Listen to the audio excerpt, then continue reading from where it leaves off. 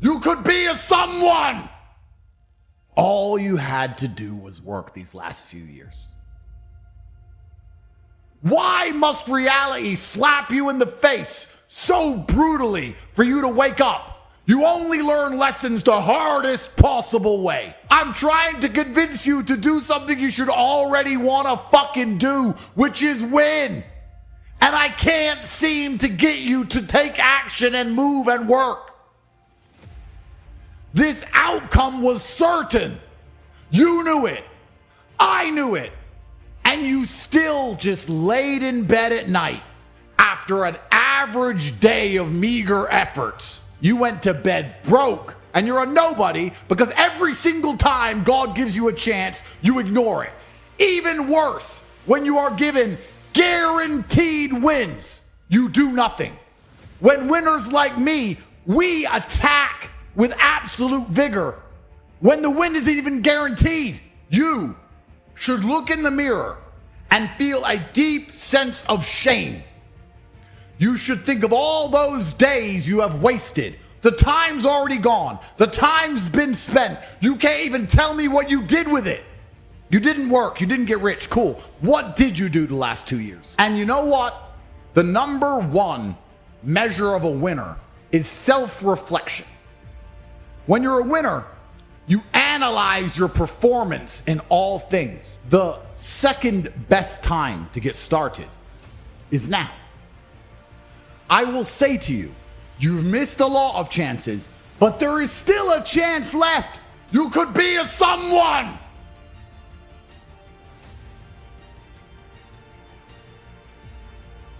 All you had to do was work these last few years. Could be a millionaire. Could retire. You could save your mother from being coarsened in the labor market. You could prolong the life of your loved ones with medical care. You could literally keep your parents alive longer, and you still didn't try. You still couldn't be motivated.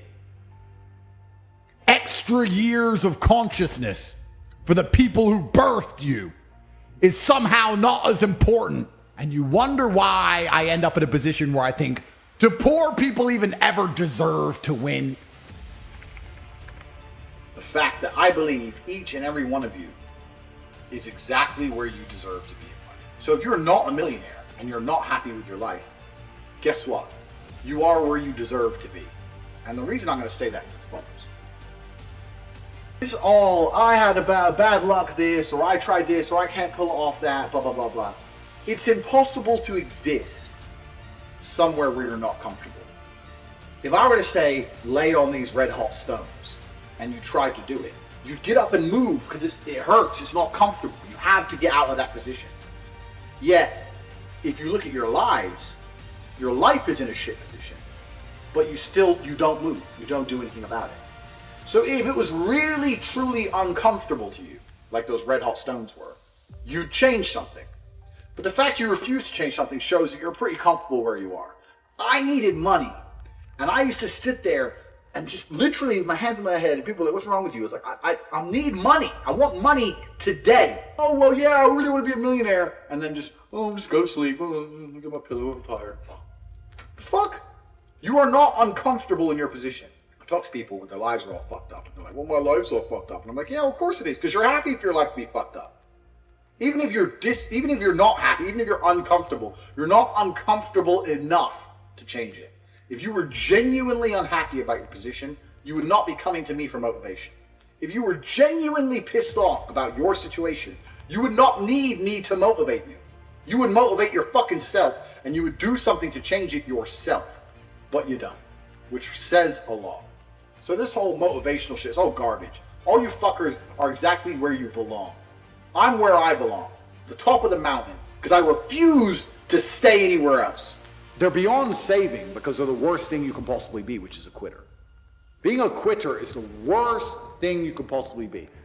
God himself can't make a quitter important, because the only reason the place you're trying to get to has value is because it was difficult to reach. If everybody could reach it, there'd be no value. Value is linked to scarcity.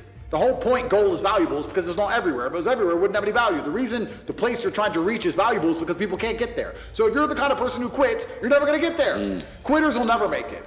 And there's a huge subsect of the populace who are basically simply quitters. I've never in my life seen anyone who's determined to get something not get it.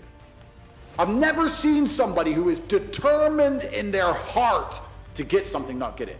The universe and God is so giving and providing. People think it's difficult out here. I disagree. I've never seen someone wake up and say, nah, this is all I care about, this is all I want. Not get it. Everyone who thought that way in fighting was a world champion. Everyone who thought that way about money was rich. I've never seen anyone fail. Bro, I've seen people with no credit score and no job determined to get an R8 manage to get one on finance somehow. I've seen it. If it's all you want, you're going to get it. You're going to find a way to You're going to find a way. Yeah. People go, oh, I want this. If you want it, you have it. People often say, if you try your best, it's okay to fail. But what they don't understand, the true secret to the universe is that if you try your best, you never fail. Yeah. That's what people don't understand. And most people aren't trying. They aren't trying. They don't know what trying is. In fact, that's probably one of the things I hear the most. I used to hear the most because I don't talk to people anymore because they all annoy me. I'm trying. No, you're not. You don't know what trying is. No, you are not trying. I know you're not trying. People are genuinely not out here giving their absolute best, because if you were, you'd have everything you've ever desired. You'd have anything you've ever wanted and asked for. Instead, what people do is they cope and convince themselves they're trying. Oh, I tried, but I need a work-life balance, and it's hard, and I was trying. All garbage, all code. And like I said earlier, life is war. If you're a man and you don't view the world as war, I can't imagine how you view the world. For me, my whole life, it's all problems. It's stress. Leave me alone. I'm not jumping out of any planes. I'm not climbing any rocks. I'm not swimming with sharks. That's all for people who don't have enough stress in their life. If you wake up and decide you want to swim with sharks, you are lacking stress, which means you are not trying very hard. Because if you were trying your absolute best and you were important, the last thing you would want to do is go swimming with sharks. You must be out of your mind. It's insane. It's crazy. Yeah. Not enough people look back on what they did and identify where they made a mistake. And some people will do it when they lose. But the true professionals do it when they win. When my dad was playing a chess game, if he won the game, he would still analyze the game and see if he could have lost, where it could have gone wrong, how he could have won faster, what mistakes he did make, what he did well, what he did wrong, win or lose. So many people will sit in a scenario where everything went wrong and go, in fact, correction, not so many people. I would say 75% of people will not ever self-analyze the situation they're in. They'll blame everyone else. But when I was in jail, I was like, how did I get here? What did I do? What did I say? Me. I'm taking absolute self-accountability for everything. I'm not blaming anything else, because if I blame everything else, I have no control. If I blame myself, then I can influence it. I have control over it. It's all your fault, because that's the only thing that gives you control and power. The other 10%, we said 75, that's 85, now it has to be much higher. We'll look at a situation in which they lose, and they might self-analyze, and they might try and learn from the loss, and they'll try and find the feedback involved in the loss to make sure they don't lose again, which is obviously better than not analyzing at all. At all, yeah. And the top 5%, the absolute highest echelon, are people who are going to analyze every decision they've ever made, win or lose. I analyze my wins as well. Have you even done the feedback on your own goal you made 30 short days ago to realize that you're nowhere near it and you're not going to make it and you're a loser? No. Oh, I got the rest of the year, and then wonder why they fail. You should have a daily target. The kings have always been fine, and we always will. But if you're the common man, I think that the good days are over, and I think it's going to get harder and harder. You should feel deep fear and panic, and understand that you have a certain amount of time to get into the higher bracket of the social class before these hard times come. I think most normal people understand. If you were to ask them, how's the economy, they'd say, well, it's impossible. I can't pay for my bills. I can't pay to eat. I can't afford a house. I can barely afford my mortgage. I'm never going to get rich this way. They understand all of this, but they're not panicking. Why are you not panicking? And I think there's only three reasons you can't get rich in the world today, which is either you're stupid, you're lazy, or you're arrogant. And I find the most common one is lazy and arrogant. It's not stupid. There's nobody at home who is too stupid to become rich. You're too lazy to learn how to do it yourself. And you're too arrogant to listen. And you're too arrogant to listen. It's not about being stupid. You're lazy or arrogant. It's one of the two. Those are the two most common factors of people. So when I meet people who have truly failed, and they pretend to me that they didn't want to fail, I know they're one of the three. And it's usually arrogant. Because when I sit and say to them, you could have got out, they don't say, you're right, I could have got out, I didn't try. That shows humility. They don't do that. They say, no, because it's excuse, someone else's fault, no self-accountability. Oh, well, you don't know what you're talking about anyway. Arrogance. Sounds like feminine mindset to me. Well, yeah, exactly, and then they're going to lose. There's very few things in this life we actually have any control over. I knew I would be the best. I genuinely knew I would be the best. You have to understand that this world, everyone constantly tells you, do not be arrogant, do not have an ego. But people will constantly tell you to not talk in a way which is full of conviction. People do not like you to be arrogant and have an ego. This is the worst thing ever. Let me tell you a fact, the number one facet of the G mindset. Your life is never going to be worse if you walk through the world believing you are the fucking man. You wake up and look in the mirror and go, I'm the fucking man. And you have to believe you can achieve anything. I'm not saying you can achieve anything easily. I'm not saying it's not going to take a whole bunch of work. I'm not saying it's going to happen quickly. But you have to believe you can achieve anything. You need to be perspicacious. You need to understand that in this world, there's a whole bunch of people doing amazing shit that you are not doing. And that needs to piss you off. Because if it pisses you off, you become motivated all of a sudden. I was the only one who was pissed off when that Aston Martin was next to me and I had my sales job. I was the only one who was pissed off when I saw that Ferrari drive past. Other people were not annoyed by it. And they're not annoyed by it. They're not driven to beat it. You understand? They're not driven to be where that person was. You need to be annoyed, and I'm telling you to be angry. Anger is a fantastic force.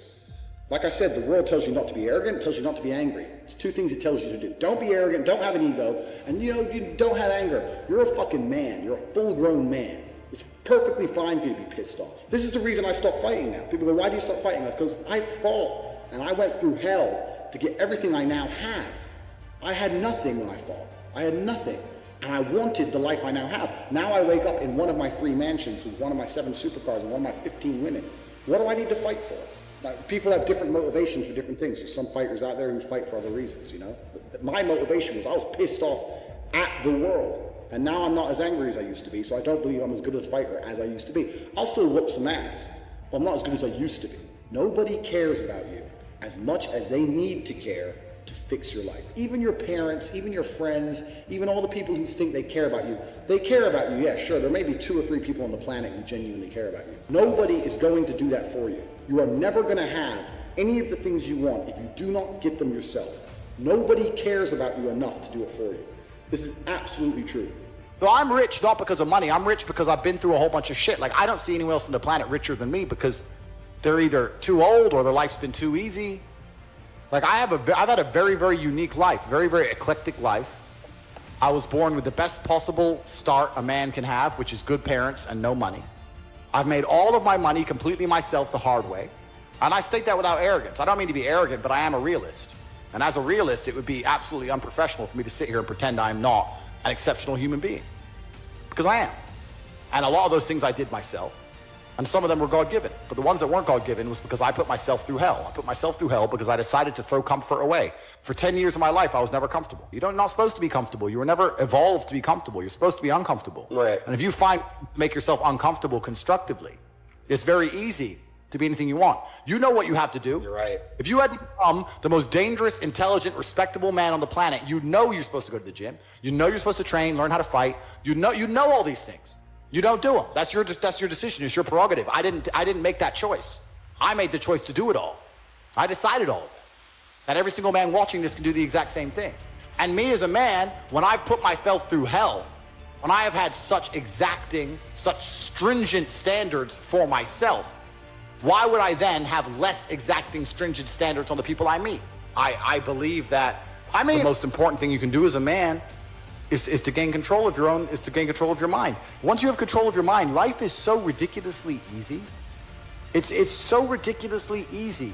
It's so easy to be in. People say to me, Tate, you're in good shape, but all you do is drink vodka and travel the world. You're never even home. You never even have a gym. How do you do it?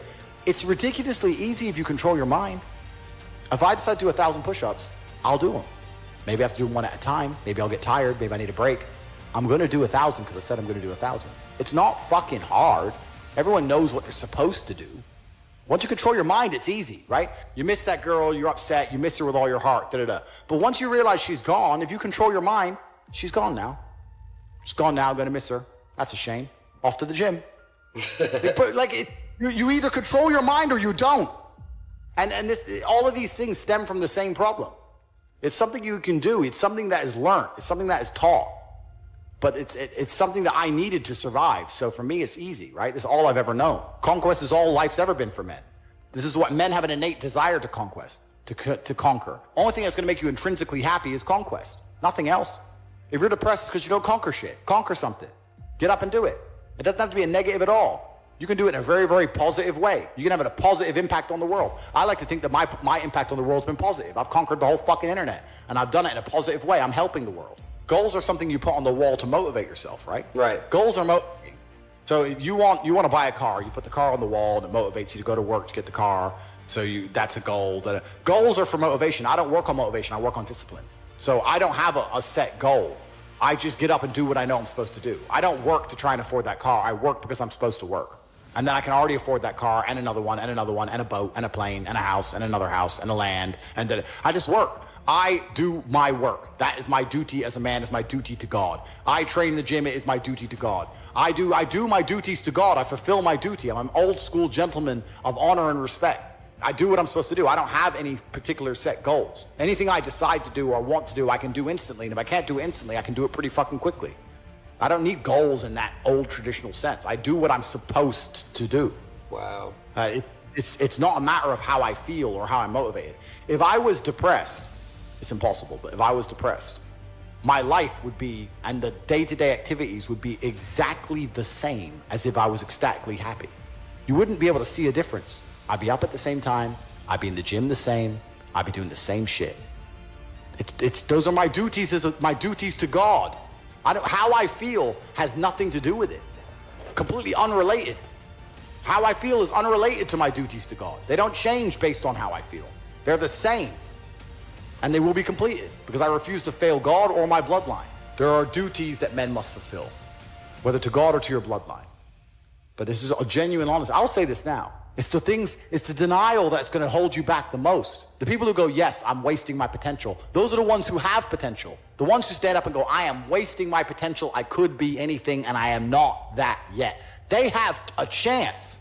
The men who go, well, no, actually, I'm fine. They're fucked. Damn. But if you sit there and go, you know what? Yeah, I am wasting my potential. Yes, I can be more than I am. Even if I'm already great, I can be better. As good as I am, I still push myself to the limit every single fucking day. I have every single thing a man could possibly want. I'm still pushing myself. This is your prerogative as a man. But you need to be instilled with a sense of duty. Duty to your bloodline. You must want it. You need to want it deep inside your soul. I can't die as anything less than emperor. It's my destiny. You're only gonna get rich if you talk to rich people about money. You need to be surrounded by rich people. You need to have rich friends. You need to be having money conversations. You need to be sitting down, dedicating 2 hours of your life, getting a coffee, sitting there and talking about money. What money is, where it comes from, how to make it, what country to send it to. You need money conversations. You need to be talking with motivated individuals who understand how to make money. Now I tell you this, and you're sitting there going, yeah, okay, I understand. And the problem all of you have is you don't know anybody rich, besides me. Why don't you have rich friends? Well, the truth is this, the two are linked. We're talking about rich friends and energy. Rich people don't like talking to poor people. Rich people like talking to rich people. Because when rich people talk, there's an energy exchange. Both can learn things. Remember I was talking about how rich people sit around and have money conversations. Talk about how I'm making this money this way, you're making money that way, maybe we can come together and make some money together this way, da-da-da-da. Rich people can conversate, and there's an energy exchange, and you can have money conversations, and more money can be made. When rich people talk to rich people, they make more money. When rich people talk to poor people, what do they get? Please tell me things. And you just give it energy away, and they don't give you anything back.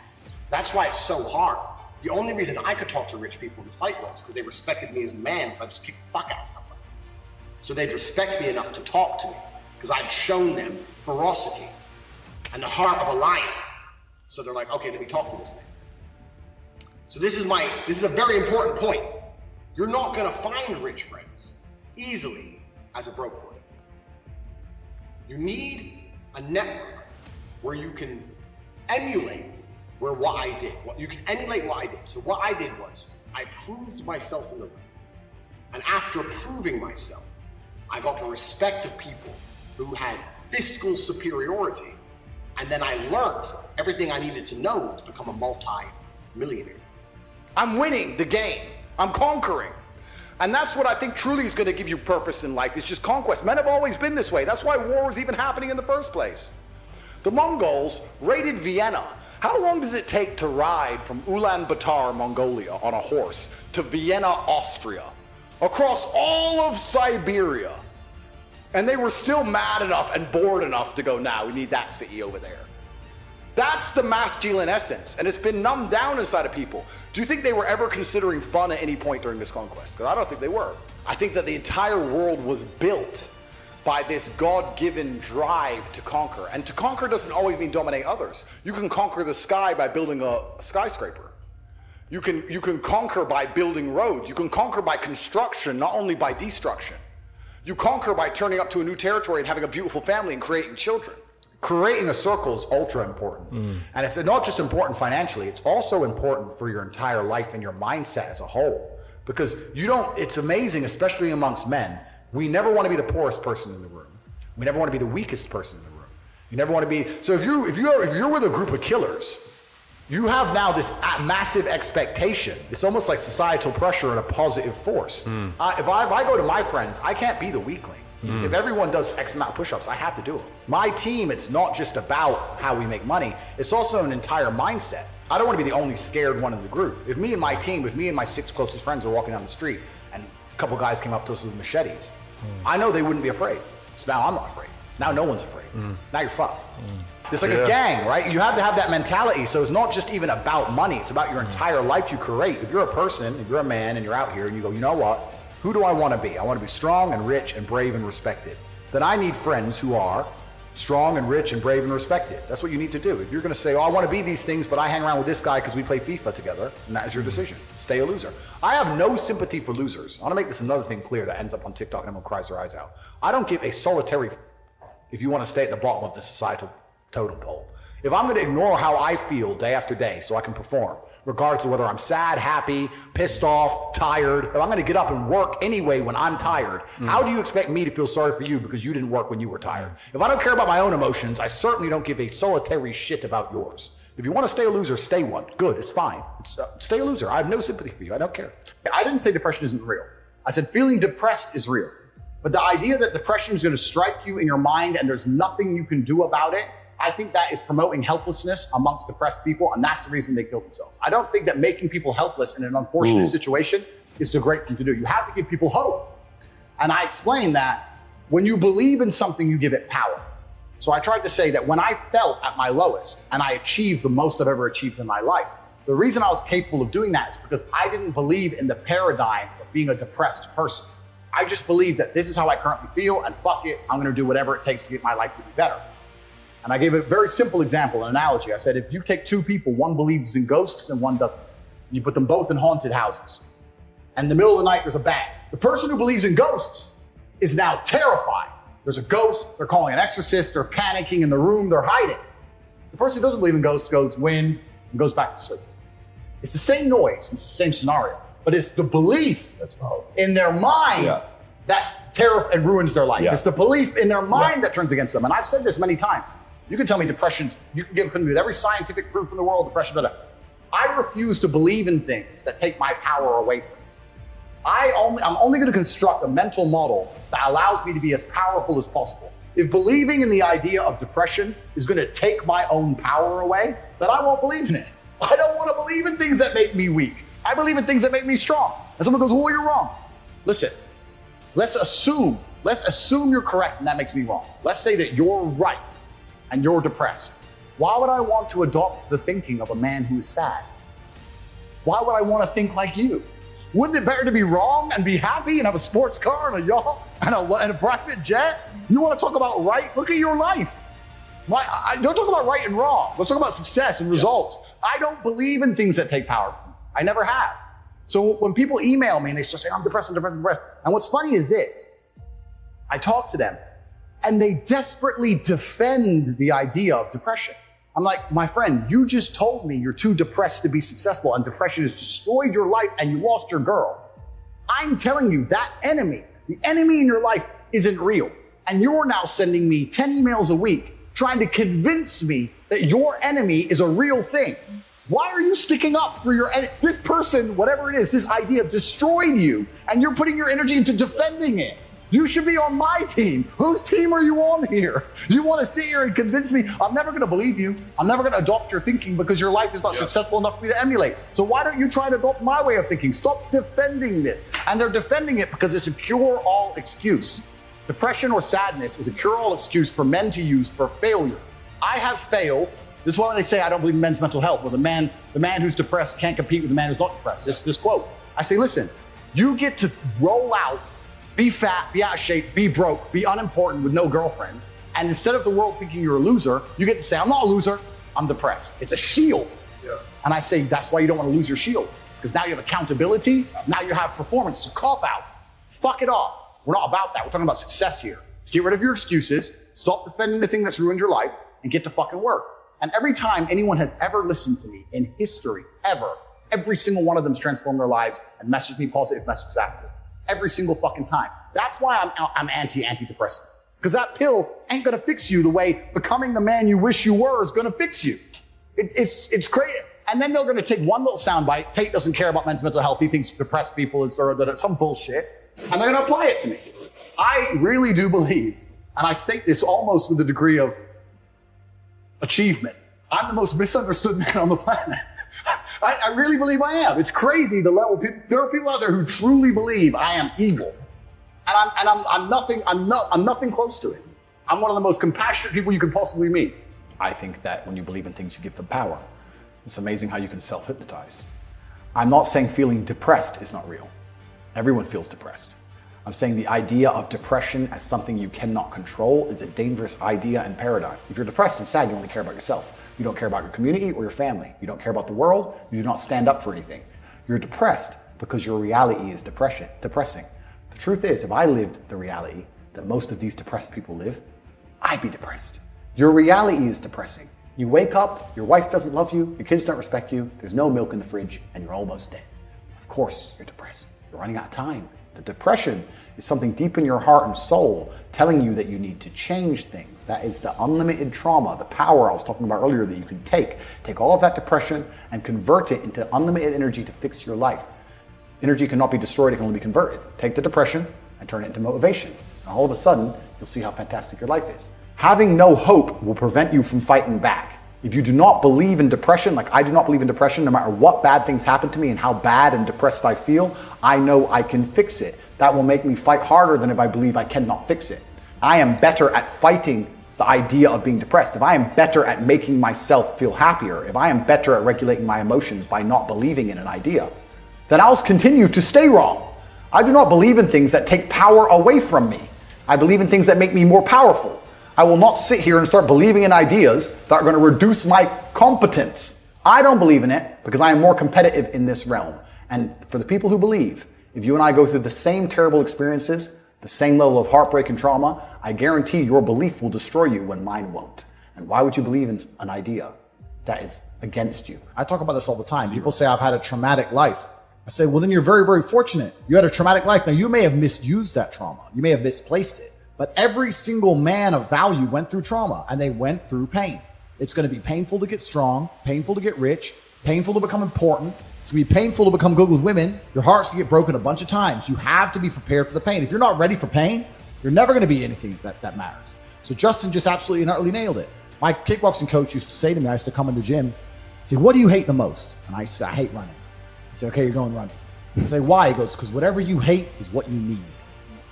Whatever you hate is what you need. I wanted to spar, bag work, pads, no problem. Running, I didn't want to run, but that's what you need. And that's what life's about. You're not going to be able to go through life avoiding pain and also becoming a man of quality. You're going to have to be that guy who's been through so much shit that he can wake up and go, this ain't nothing. This ain't nothing compared to back then. This ain't nothing compared to that time. You know, and if you're not going to be that guy, then you're going to always suffer the consequences of not being that guy. There's pain to become important, and there's pain in not being important. So you have to make a choice. So I think Justin absolutely nailed it. I think his answer is even better than mine could be. You need to find something you're afraid of, find something that could hurt you, and go do it. And that's one of the great things about being young, right? You're basically superhuman. Stop talking, start listening, get out there, get hurt, get the fuck back up. And there's a degree. There's also something I want you to comment on from the football perspective, but there is a degree of wisdom that comes from physicality. I learned a whole bunch of shit about the world from just having my ass kicked. I would say the number one thing that will tell me how successful a person will be, especially as a man, is their stress tolerance. Yes. You're not going to have a big life without big problems. You're not going to be important without 4 girlfriends, 22 cars, 3 businesses. Fuck, your phone ain't going to stop. It's going to be stressful. Banks are going to get frozen. Money's going to go missing. You're not going to have a big life that's a calm ocean. You need to learn to just surf the waves and laugh, because most people just collapse under the pressure. Stress tolerance is a massive indicator of how successful you're going to be. And no matter what happens in my life now, I can sit there and go, well, at least I'm not about to get in the cage and deal with that guy, you know? And you need to have, at least I can eat. We've all been through stages where we can't eat. So stress tolerance is something that can be learned. It's something that you can, like you said, when It's a you're muscle. young, it's a muscle. It's a muscle. When you're young, go out there and get stressed, get upset, have those sleepless nights. You should, at 17, 18, you should be panicking, right? And that's going to give you a stress tolerance level that allows you to grow into an adult, which can handle a big life. You're not going to have a big life. You're not going to be here like all 4 of us are, living the life like we're living, rolling around Europe in supercars with unlimited finance, and have that big life and think that you're not going to have any kind of stress or problems to get there and maintain it. That's not real. You need to be out competing all the other people on the planet who are hyper competitive. And if you think you have 8 hours to sit there and just read a book, you are wasting your time. You are too slow, and you are going to lose against people like me, because we're just too quick, too fast. Our networks are too various and large, and we make decisions too quickly, and we absorb information too quickly, and you're just behind.